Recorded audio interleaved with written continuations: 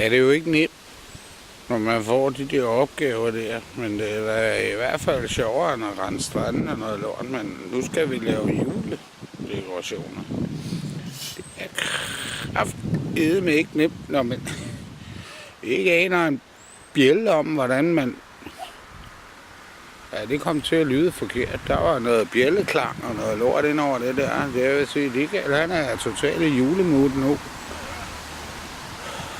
Og det er jo ikke rigtig jul, altså uden sne og alt muligt lort. Nej.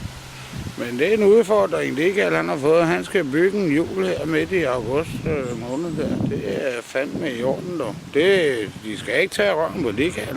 Det er jo fandme ikke i orden, altså hallo mand. Hvad sker der nu der?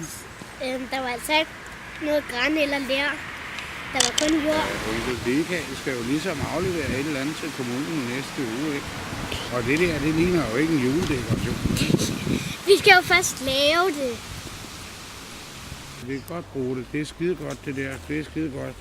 Men Michael, han har jo ikke rigtig noget at aflevere. Så skal du se, det. Men først skal vi lave det. Ja, så kan vi forklare den der til kommunen der. Hvor kommer den fjer fra, siger de så. Ja, det var Michael, der havde en fjer på. Nej, det var så ikke sjovt det. Nej, den skal fange en fjer. Ja, så og din cola der, så napper Michael lige en pilsner, og så skal du lige huske kameraet der. Så hvis du tager det der kamera der, så er vi på vej.